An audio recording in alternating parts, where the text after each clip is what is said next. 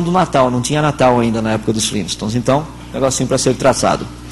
Algumas questões que são debatidas, por exemplo, na Turkmênia e também no Arizona, você encontra camadas de rocha nas quais você tem pegadas de dinossauros e seres humanos na mesma rocha.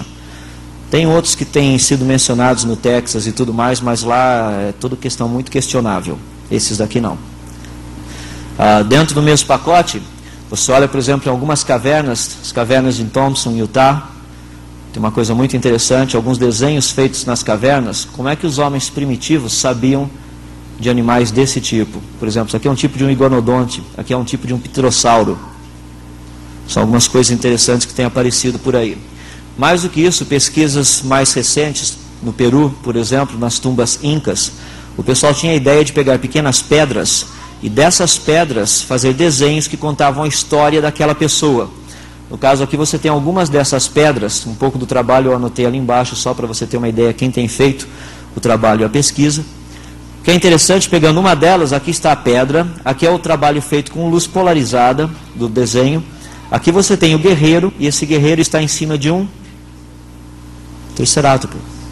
O problema é que o tricerátops, literalmente, ele só foi descoberto o fóssil dele no finalzinho do século XIX,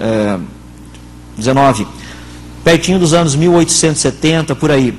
Como é que os incas sabiam da existência do tricerátopo?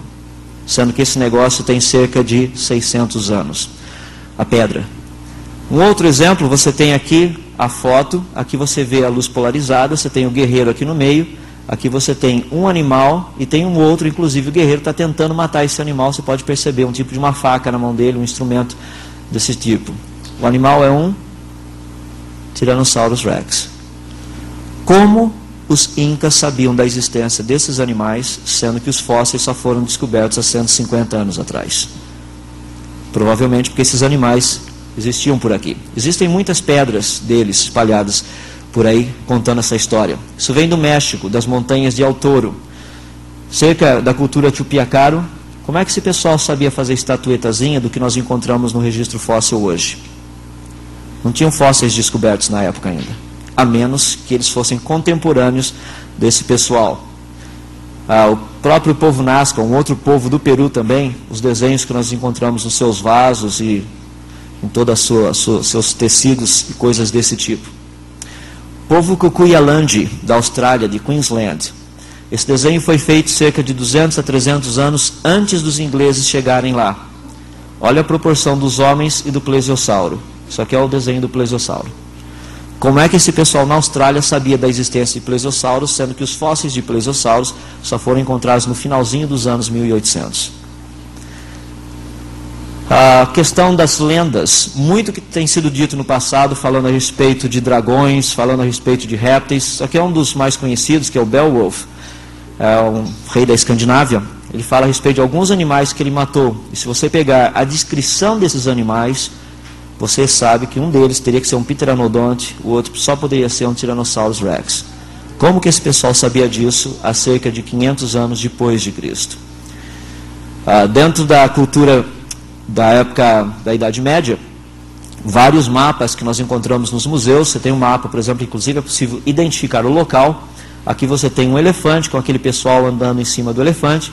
Você tem girafa, ali você tem girafa, tem outros elementos conhecidos aqui na região, e você tem também um dragão. Então a questão do dragão, muita gente tem questionado. Existem 3 fósseis que têm sido muito estudados. Por quê? São fósseis que possuem 2 cavidades cranianas, sendo que uma delas está interligada com as fossas nasais e com a boca. Só que num dos fósseis foi encontrado um pouquinho de magnésio metálico. Magnésio metálico, se você jogar na água, ele pega fogo, ele incendeia, produz fumaça. Ou seja, se esse animal conseguisse sintetizar magnésio metálico e ficar guardado aqui nesse pequeno compartimento que estava interligado com as fossas nasais com a boca, o próprio fato do animal respirar produziria vapor d'água misturado com magnésio metálico, produziria fogo. Quimicamente falando e biologicamente falando, é possível ter um animal que cuspisse fogo, sem nenhum problema. A questão é que existe isso apenas em um fóssil, há necessidade de encontrar mais evidência. Não posso afirmar que o dragão existiu, mas mostra-se que existe a possibilidade dele ter existido. Existe muita coisa por aí que o pessoal fala do monstro do Lago Ness. Terminou a pesquisa, não encontraram nada lá embaixo. Monstro do Lago Champlain. Também nada. No entanto, em 1925, na praia de Moore, na Baía de Monterey, lá na Califórnia, encontraram uma cabeça de um plesiosauro na praia. O que é um negócio muito interessante. O que estaria fazendo um plesiosauro em pleno século XX, solto por aí? Não somente isso, como em 1977, um barco pesqueiro perto da Nova Zelândia pescou esse negócio. Estava morto e veio junto com a rede. O biólogo japonês, juntamente com uma equipe, fez um estudo, recortaram um pedaço, que eles jogaram essa carcaça de novo ao mar para não perder a carga. Foram tiradas 5 fotos, um pouco de material foi utilizado para pesquisa. Chegaram à conclusão que isso era um plesiosauro de cerca de 10 metros, tanto é que o Japão lançou um selo comemorativo de 50 ienes. Vocês leram alguma coisa a respeito disso? Eu sei, a mídia é fascinante. Muita gente questiona que essa é a carcaça do Zui Maru, que é o barco. O biólogo que estava lá é aquele. Algumas características que foram encontradas nesse animal: cobertura de forte fibras térmicas, tecido do tipo adiposo, ou seja, gordura animal, músculos vermelhos, o que não aparece em peixe, cheiro de mamífero, ou seja, não de amônia dos peixes, cabeça dura, narinas na frente do crânio, 4 nadadeiras com ossos nas nadadeiras, apêndices sexuais, análise química mostrando um pouquinho do que esse negócio tinha, que provavelmente esse bicho era um plesiosauro, não era um tubarão-baleia, como muita gente está querendo que acredite. Dentro da pesquisa atual, o que está acontecendo? Tem uma busca feita por um grupo de criacionistas na África Equatorial de um negócio chamado Bukele Ndende. Esse bicho é um bicho muito interessante, porque esse é a cara do negócio. Mostrando para os pigmeus e outros grupos que descrevem esse animal, quando foi mostrado essa imagem, eles falaram que é exatamente esse é o bicho. Vivo no nosso presente certo. Tanto é que as equipes de pesquisa têm ido lá desde 1976 até agora, 2002. Esse é um deles. O outro tem sido procurado, não somente o Bukele Ndende, que é o Nyamala, que é um monstro literalmente fluvial. Provavelmente deve ser esse tipo de coisa. Para terminarmos, a Bíblia fala, portanto, de animais grandes. Ela trata, por exemplo, no livro de Jó, capítulo 40, falando do Behemoth, um grande animal. O pessoal fala que algumas traduções traduzem como hipopótamo, mas olha só, diz: sua força está nos seus lombos e o seu poder nos músculos do seu ventre. Acho que não é uma boa descrição. Ele diz: endurece a sua cauda como cedro. Você deve estar brincando, a cauda do hipopótamo não é nem cauda aqui, precisa crescer um pouco. Agora dá uma ideia, tem uma ideia aqui, você tem um diplodocus, um brachiosauro, que é a proporção dele em relação ao elefante, e ao hipopótamo. Só que é um cedro, dá para ter uma ideia da proporção, a mesma escala, todos eles estão em escala. Portanto, provavelmente o animal que é descrito no livro de Jó ali seria ou um diplodocus, ou um brachiosauro, ou um apatossauro, um deles. Tem um outro animal que nós não sabemos qual é. Ele fala: podes tu com anzol apanhar o Leviatã? E a palavra utilizada, que foi traduzida, é crocodilo. Nós sabemos que não é crocodilo. Ele dá algumas descrições desse animal, só que continua uma grande interrogação.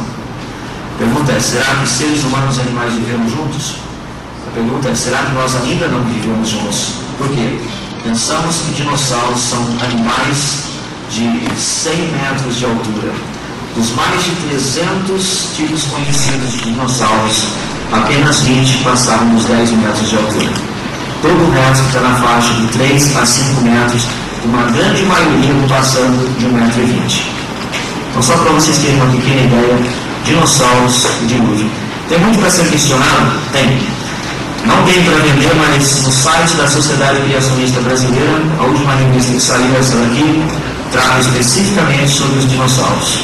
A Sociedade Criacionista tem produzido muito material, ela é praticamente mantida pelo pessoal da Igreja Adventista, então você vai encontrar muito material dentro da Sociedade Criacionista que tem a doutrina adventista no meio, mas tem muita coisa que é apenas questão de ciência.